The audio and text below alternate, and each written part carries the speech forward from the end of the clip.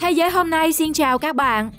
Được mệnh danh là vùng đất địa linh nhân kiệt, ngoài lợi thế về du lịch biển Sầm Sơn, Thanh Hóa còn có hơn 1.500 di tích lịch sử và danh lam thắng cảnh với những cái tên nổi tiếng như khu bảo tồn thiên nhiên Pù Luông, vườn quốc gia Bến En, Thành Nhà Hồ. Thế nhưng bạn có biết Thanh Hóa có làng vợ bỏ, nơi mà không sớm thì muộn các bà vợ sẽ bỏ chồng theo người khác, hay con bò sáu chân, cây ổi biết cười.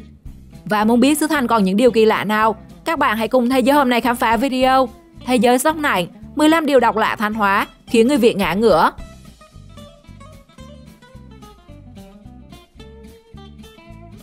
(15) Làng vợ bỏ.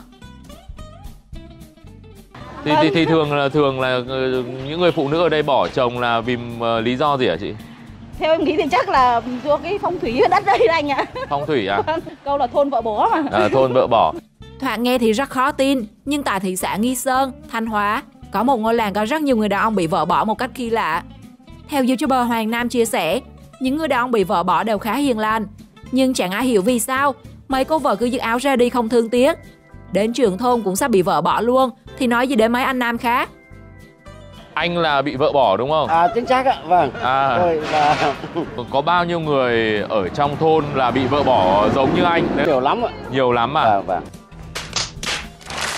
Theo chia sẻ của trưởng thôn có khoảng 30 thanh niên ế vợ, với khoảng 15 người bị vợ bỏ, và con số này có thể sẽ tiếp tục gia tăng một cách đáng lo ngại.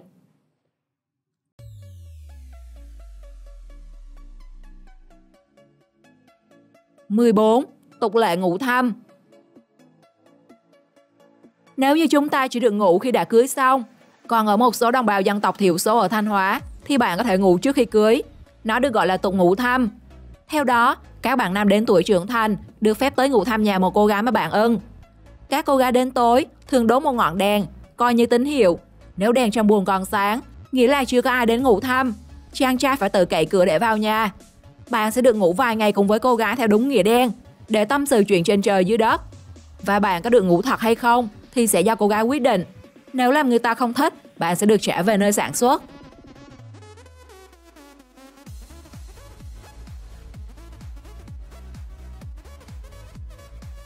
(13) Cậu bé cười tranh. Là vùng đất địa linh nhân kiệt, nên Thanh Hóa là nơi sản sinh ra rất nhiều nhân tài từ tấm bé. Cụ thể đoạn clip cậu bé cười tranh khổng lồ từng gây xôn xao dư luận cả trong và ngoài nước. Hình ảnh đứa bé khoảng 3 tuổi cưỡi hàng lên con tranh rồi dùng hai chân nhịp như chơi trò cưỡi ngựa, khiến nhiều người muốn ngã ngửa. Sự việc đã gây bão trên mạng xã hội ở Việt Nam, khiến nhiều người cho rằng người lớn quá chủ quan, để cho bé chơi rất nguy hiểm. Một số báo điện tử của nước Anh cũng đăng tải câu chuyện này, thu hút rất nhiều người quan tâm.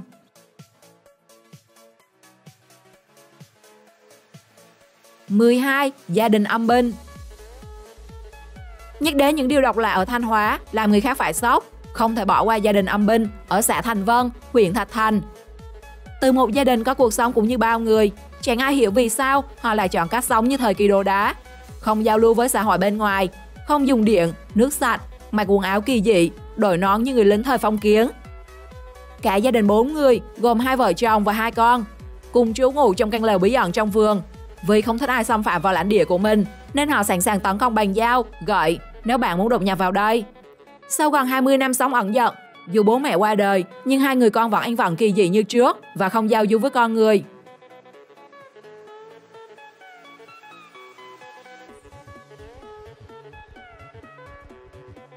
(11) Đám cưới văn minh. Trái ngược với những đám cưới bạc tỷ trong xã hội ngày nay, để tránh sự tốn kém, khoe mẽ trong việc tổ chức hôn lễ, người dân ở xã đảo Nghi Sơn có cách thức tổ chức đám cưới vô cùng độc đáo và văn minh. Không xe cộ đưa rước, không sân khấu, hoa tươi, cô dâu và chú rể cùng đoàn người già trẻ lớn bé, khách hai họ, ròng rắn dẫn nhau ra trụ sở ủy ban xã để chuẩn bị cho lễ thành hôn, được tiến hành nhanh gọn trong khoảng hơn 30 phút tại hội trường. Sau đó đoàn người đưa đón dâu và khách mời về nhà chú rể, tiếp tục ăn uống, mừng đám cưới. Ngoài ra, để tránh sự xa hoa, người Thanh Hóa còn dùng kiểu rước dâu bằng xe trâu bò có 102.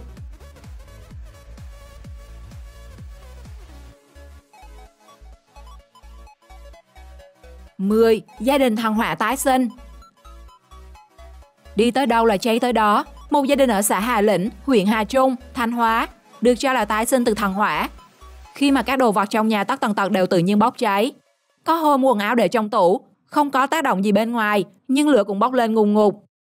Để đảm bảo an toàn tính mạng và tài sản, chính quyền địa phương hỗ trợ gia đình di chuyển đồ đạc đến ở đậu khu nhà mầm non của xã. Tuy nhiên, gia đình vừa chuyển đến vào buổi chiều thì tối cùng ngày lại xảy ra cháy. Và mới đây nhất vào tháng 5, thằng Hóa lại tiếp tục ghé thăm và thiêu rụi hoàn toàn gia đình một cách đầy bí ẩn. Bạn nào có thể lý giải được hiện tượng này? Hãy comment chia sẻ cho mọi người bên dưới phần bình luận.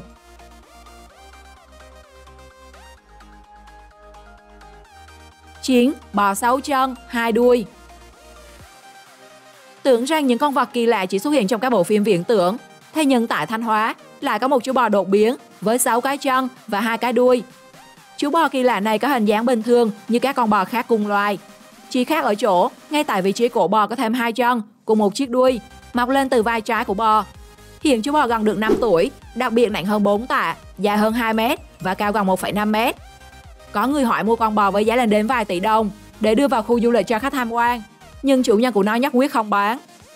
Nếu có dịp đến tham quan suối Cá Thần, Cẩm Thủy, bạn có thể ghé qua xem con bò đặc biệt này.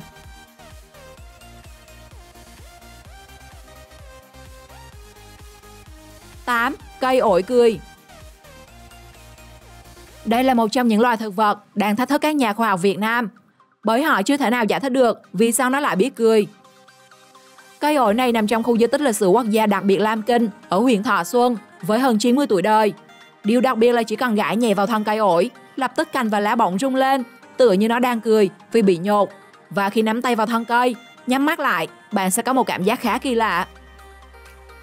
Thêm một điều bí ẩn ở đây là khi chiết cành hoặc đem cây con của cây ổi đi nơi khác trồng, mặc dù vẫn sinh trưởng cho quả, nhưng chúng lại không biết cười.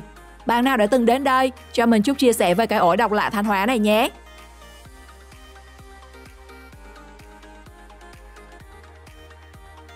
(7) Suối Cá Thần. Dù chỉ dài khoảng 100 mét, nhưng suối Cá Thần Cẩm Lương lại chứa nhiều giai thoại kỳ bí, gắn liền với truyền thuyết về vị thần rắn linh thiêng. Hàng ngày có đàn cá hàng nghìn con về chầu. Dù cá nhiều và con nào con nấy đều béo ú, nhưng nhân dân trong vùng không bao giờ bắt và ăn cá. Những con cá ở suối thần to, giản dị và thân thiện với người, nhưng chẳng ai có thể chạm được vào chúng. Người dân nơi đây tin rằng việc ăn cá thần sẽ bị chết. Đã từng có nhóm thanh niên gặp tai nạn giao thông sau khi đùa nghịch bắt cá. Đến nay các nhà khoa học vẫn chưa thể lý giải được vì sao dù đàn cá rất đông, nhưng nước suối luôn trong vắt, không có mùi tanh, và những con cá ở đây dù cho bị nước lũ cuốn trôi cũng tìm được đường về.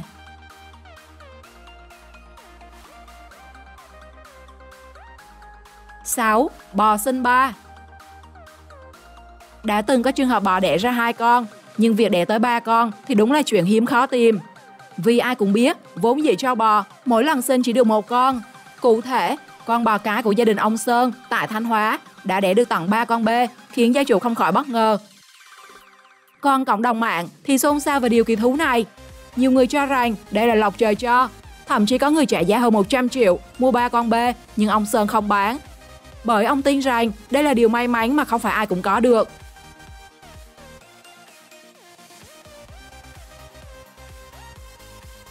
5. Diều Thanh Hóa. Diều là trò chơi trẻ thơ mà ai cũng đã từng một lần chơi trong đời. Và theo thời gian thì hình dáng của những con diều tuổi thơ cũng có sự đổi khác. Có lẽ bạn đã thấy diều mai ở Đồng Nai, diều Phát Sáng Cần Thơ. Đến với Thanh Hóa, diều còn độc lạ hơn trong hình tượng một người đạp xe. Nhiều lúc thì chở thêm hàng hóa, chắc để mua bán trên không trung. Thậm chí để cho nó thật hơn, đôi khi người ta còn móc luôn xe đạp thật vào cho nó bay cao, bay xa.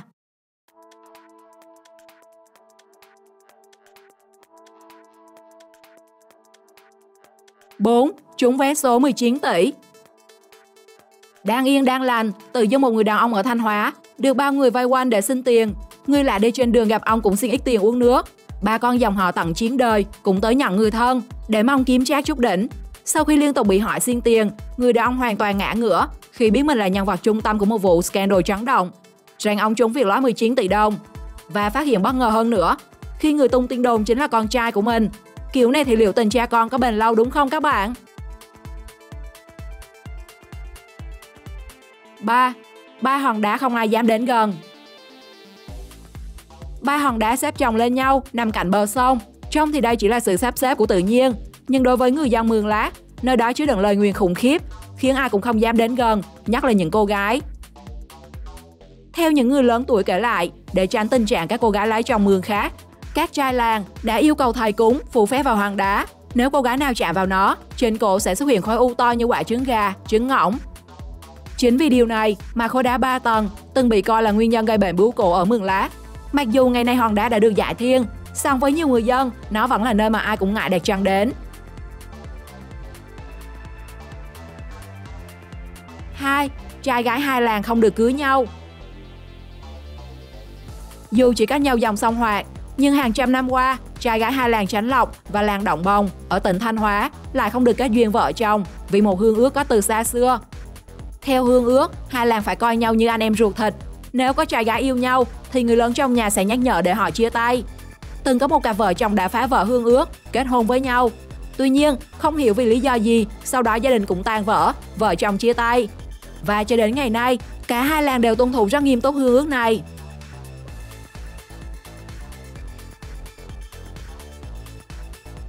1. Đòi hôn cảnh sát giao thông khi bị bắt. Gương mặt vàng trong làng can đảm đã thuộc về người phụ nữ Thanh Hóa, khi đến cảnh sát cũng sợ. Vụ việc xảy ra khi con dâu bị phạt vì lỗi không đội mũ bảo hiểm. Người phụ nữ này đã xin mấy chú công an đừng lập biên bản, nhưng không thành. Thế là người phụ nữ chuyển sang ăn vạ, khi chửi bới, vạch áo vu khống cảnh sát sàm sỡ. Chưa hết, người này còn xé biên bản xử phạt và đòi hôn cảnh sát giao thông đến chết. Và cái kết của màn đòi hôn bất chấp, người phụ nữ này đã phải lãnh án 20 tháng tù giam. Thế mới biết, không phải ai cũng có thể hôn được đâu, đúng không các bạn? Điều độc lạ nào ở Thanh Hóa làm bạn sốc nhất? Hãy comment cho mọi người biết trong phần bình luận nhé. Còn bây giờ, xin chào và hẹn gặp lại!